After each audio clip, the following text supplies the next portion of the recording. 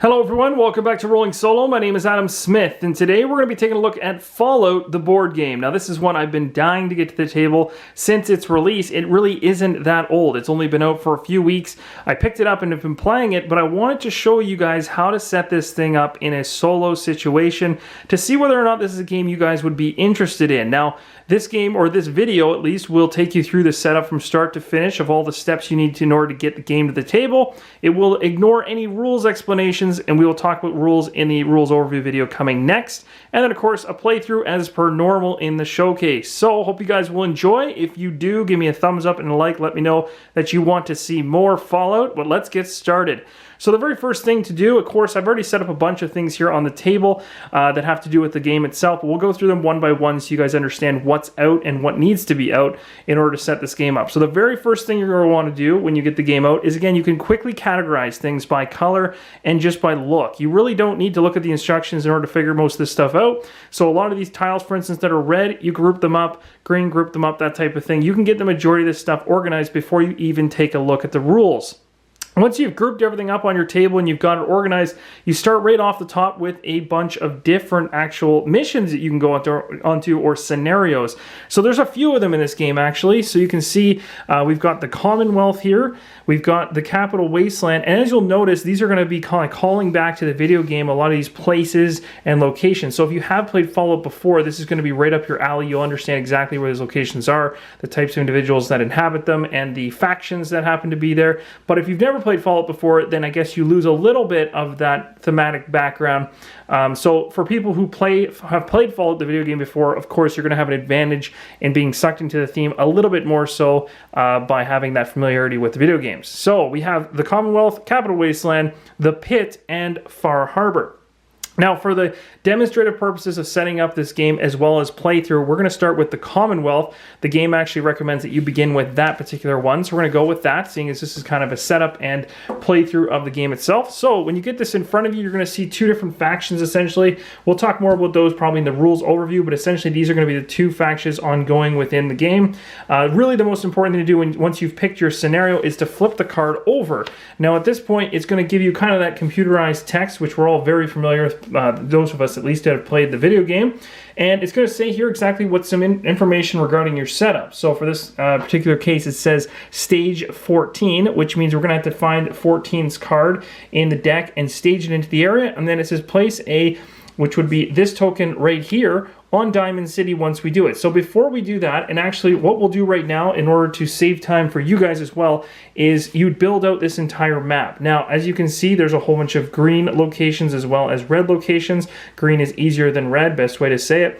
And then we've got 4 locations that are face up. You know what they are to start with. So we're going to be gathering those from these different piles. Green over here, red over here. They're random face down. I'm not supposed to know what's in them. I just lay them all out, and then the ones that are face up are known, and they're these ones right here. And again, they're going to call for them based on what they're actually called. So Diamond City, Sit Ruins, and Crossroads Camp, as well as downtown Boston. So those 4 will be coming out. So what I'm going to do in order to cut down on time is I'm going to cut away for a second. We're going to come right back, and this whole thing will be set up here in front of us. So I'll be right back in 2 seconds. All right, and we're back. So the map for the Commonwealth has been set up as per this right here, so it should match exactly the same. And the way you know that is you can take a look at those major locations which are flipped upright and just make sure that they're correct. So downtown Boston should be in the bottom right, which it is. Again, the most important thing about this, you want to keep those arrows facing north. You always want to make sure that they're situated correctly. You don't want to place it in like this, for instance. So make sure you've got them correctly oriented, and also the exclamation marks on the green and red backs that you randomized and haven't looked at when you set these up should all be facing north as well.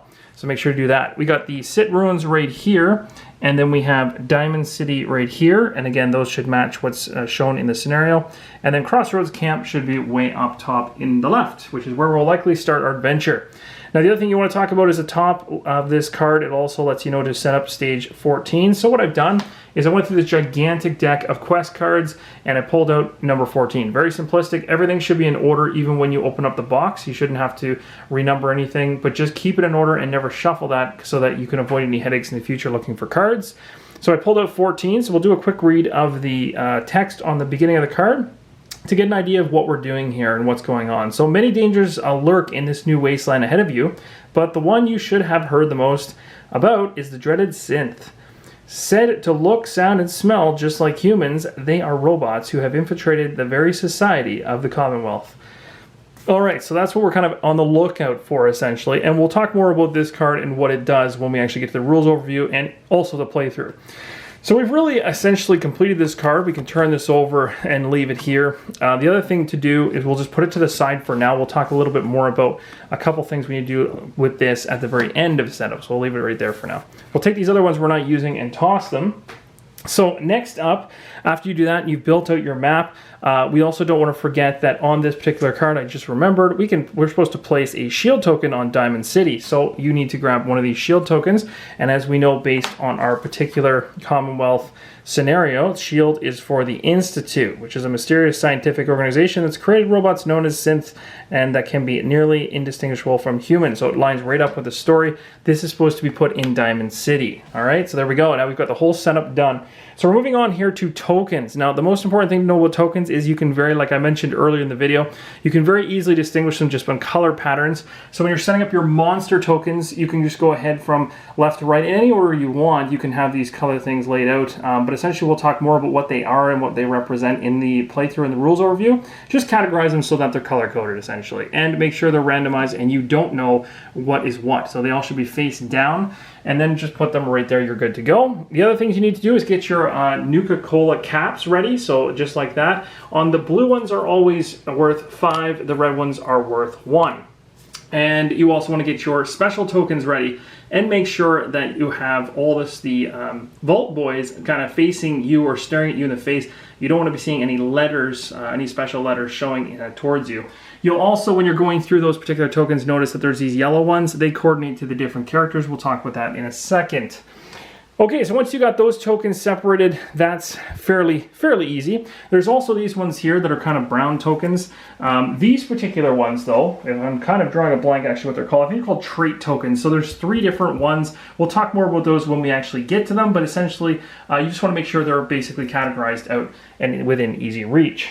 All right, so next up, we're going to do creating the encounter deck. So the encounter deck is actually quite straightforward. So again, when you get this game, you're in a large mass of cards. Within these cards that are numbered 1, as you can see right here, all the way down to 159, you're also going to see these cards sitting in them as well. They should be on the bottom or top, and they have star in the upper left-hand corner. These denote basically settlement and wasteland event cards. And so you're going to actually need to separate these out from the quest cards, which are numbered 1 through 159. So these particular ones, like I just mentioned, are settlement and wasteland cards. So these ones right here, I think I cut that correctly. Oh, almost. So settlement and wasteland. So you're just going to separate them just like I did, just by the backs themselves, and just put them off to the side. You can give them a good shuffle as well. So we'll put those off to the side. Of course, we may find a better spot for them as we go through the playthrough, but for now in this setup, that's really all you need to do. All right, so next up, we're going to create the other decks. So it says remove all cards from the agenda deck that show a number in the bottom left-hand corner. So let's talk about the agenda deck for a second. So this is the agenda deck, and what you're really doing is you're flipping it over without destroying the entire wasteland like I just did. And you're going to look in the bottom left-hand corner. And if you're playing solo, you're going to be focusing mainly on that number right there. It says 1+. You're going to go ahead and grab every single card that has 1+ on it, and you're going to keep every single one of those cards. So I'm just going to make a nice pile over here, as well as make a mess. Now you can see at a certain point it will break and start saying 2+. Eventually it says 3+, and then lastly, of course, based on the player count, 4. So again, depending on your player count, who you're playing with, that type of thing, you include or exclude these cards. Because I'm playing solo, all these cards from 2 listed to 4 are being taken out of the game, so I'm not using them. The ones that will stay in are the 1+. You can give them a shuffle and then just find a spot beside the game board in order to house those. So I'm going to put them way up here. All right, so that's the agenda deck. Separately, you're going to shuffle your loot deck. Now your loot deck looks like this. Very simplistic. Just find that card back, give them a shuffle, and you're set. Put it aside. Next up after the loots, you're gonna shuffle your asset decks. You have regular assets, which have these caps on the back, and then you have kind of unique assets, which are called upon by the game at certain times and are kind of like, I guess it could be the equivalent of what you'd see in like an Eldritch Horror game, where you have those really powerful, unique items or assets that you can get at certain times. So you put those aside. There's not as many of those. All right, so give them a shuffle and you're good to go. And you always have them face down. Last, make sure that your perk cards, unique asset cards, and VATS dice are within easy reach of all players. So, in terms of perk cards, you've got perk cards right here, which have the Vault Boy on the back, or on the back of them essentially. Very easy to see. And of course, everyone's, or should be, mostly familiar with what a perk card kind of looks like. Essentially, they're like one-time use things, and we'll talk more about these when we go through the game. So make sure they're all categorized into a pile, put them aside, and you're set. Besides that, we already talked about the unique assets, which is this deck right here. And other than that, the VATS dice. These are the VATS dice. So you want to make sure that those are sitting beside your guys as well. And really just kind of out in the open, because you're going to be grabbing those quite often. Next up, we're going to create the shop. So this is exciting. So the shop is really going to come from this particular deck right here. So this is the asset deck. So you're going to create a shop, and it needs to be open and kind of visible for everybody. You're going to be taking 4 cards off the top and essentially putting them in a shop area. So these are going to be things that we can potentially purchase, and we'll talk a little bit more about their cost, what the cards are, what they do, that type of thing, and why or why not we want to buy certain ones when we get to the playthrough and the rules overview. But for now, I'll give you an idea as to what we happen to pull. So we end up getting a hazmat suit for 6 cost, stem pack for 5, a jet for 4, and Protectron for 1. One of them's a companion, that's that robot at the end. So you can see all the abilities on those cards there. That'll be our shop deck, which we can then go into certain cities and potentially pick up and buy things.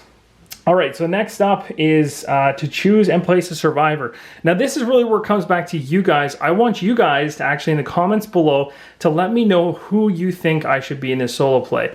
So I'm gonna basically talk you through how we're gonna set up the player, but I'm gonna let you guys actually decide who we play with. But let's go through the different individuals that we have. So the first thing I'm gonna do is I'm gonna grab the character cards for the different individuals, because there's 1 card per, so that you get a better understanding of which options you have. So you have the Super Mutant, who's right there. You have the Vault Dweller, who's right here. You have the Brotherhood Outcast, who's this guy with all kind of armor on. He's pretty beefed up. You've got the Ghoul. So this guy's been affected by rads, and he's quite the creature. And lastly, we have the Wastelander on the far right. So those are really the 4 you can pick from. And each of these characters have a card that comes with them when you pick it. So once we pick the one we want, we flip it over, we gain that card when we start the game. We also have a special token, essentially.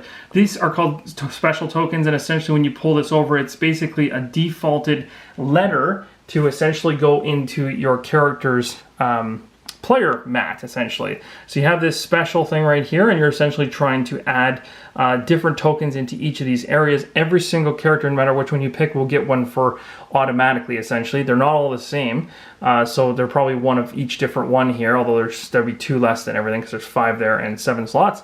But basically, if we were to pick this guy here, for instance, we grab this token, flip it over, and then put it into whichever lettered slot it decides for us, and then we grab the card associated with it. But I want you guys to tell me, who should we use? So here is the Super Mutant up close and personal. That's what he looks like. He's actually pretty cool. Next up, we've got, like I mentioned, the Vault Dweller, but I want to give you guys kind of a closer look at these, so you can see kind of who and what they are. This guy right here is the Brotherhood Outcast. He's got a pretty awesome gun. And right here we've got the Ghoul. He's very cool as well. Nice gun. And right here we've got the Wastelander. So let me know in the comments below which of these guys we should be. Okay, so next up, once you've chosen your hero, now again, you'd randomly decide the first player, but in this case, I don't have to worry about that because I'm playing 1 player. Starting with that player, proceeding clockwise, each player chooses a survivor. I'm asking you guys to do that in the comments below. Take a corresponding figure, which is exactly what we just talked about, and then character card, special token, and we just grab that and bring that forward. So we'll do that as soon as I get that information back from you guys. Then the player places the figure in unoccupied space, one of the individual sections of the tile divided by by the white lines in the crossroads camp tile. So as I mentioned way earlier in the playthrough, this is going to be our starting area. When it's talking about different areas, we've got all these white indicated areas. So we're allowed legally to be in any one of these white areas when we start, and we can choose where we want to be. So we could be on the edge so that we can quickly explore. We could sit further back, all that kind of stuff. We can decide that, and maybe that's something I'll get you guys to actually tell me in the comments below as well, is which one of these quadrants should we be in? Let me know, should we be, I guess we'll call this one north, we'll call this one east, even, we'll just call it that. So northeast, this is more central, I guess. We got two kind of central, but you can let me know if it's left or right. And then we got one south. So let me know where you think we should actually start out. And after that, I think that's pretty much it. Then we move to the next step, which is almost at the end, which is preparing the player boards is the fun part. So we got a really cool player board that really thematically shows off the Fallout universe. So this is the player board in front of you. Each player takes one of those and then places a green peg in the 0 spot over here for the rad side. So this is something we'll talk about in the rules overview. Basically, you always start with 0 rads. You haven't been infected by any radiation just yet. And then we're going to put a gray peg in the XP track. So that's going to be right here. And this is going to count our XP up as we go along and gain XP. And then we take a red peg for our HP, which is going to be our health. Now, gameplay-wise, the only rule I will mention here is that essentially if this red peg or green peg were to ever meet, that is when bad things happen. But that's as much as I'll tell you about that for now. We'll just continue on with the setup. So let's see what else.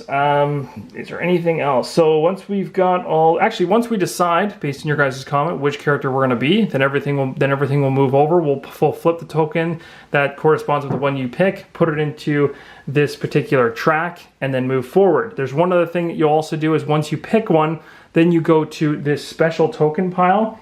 And it says each player also places her, draws an additional special token at random and places it in his slot. So you get one extra one on top of whatever letter's here. So for now, let's just pull one at random.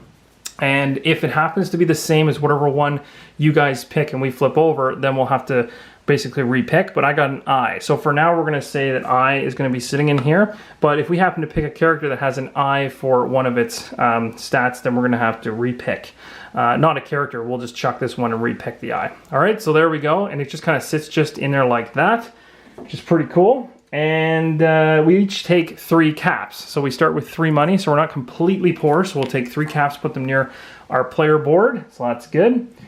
And then the last thing we do is resolve starting effects. So resolve any effects on the back of the scenario sheet. Then for each space on the map with an icon matching an icon on the enemy token, take one random enemy token matching that icon and place it face up in the space. Finally, place the starred shield on the scenario sheet. All right, so let's do this. So you take a quick look at your actual locations, and anywhere where there's like a white area that actually or like kind of like an icon that basically matches one of these particular tokens, you put that token there. So this one here, we'd be grabbing this guy right here and putting it right down like that. Now I believe these are take one of the and place it face up. Oh, so it's face up. Now I wonder if this token is an enemy. I guess it would be. So it'd be Mr. Gutsy would be face up here.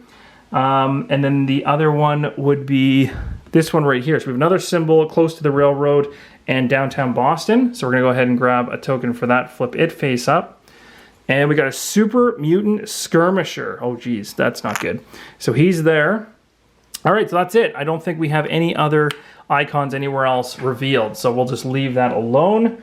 And of course, we don't want to forget these 2 tokens right here. So as I mentioned, this is the last thing we need to do for the setup. And then we're done. So basically these 2 tokens sit at the top of the track and basically are going to move up based on the 2 factions that those represent. So you can see the stars represented by the railroad and the shields represented by the Institute.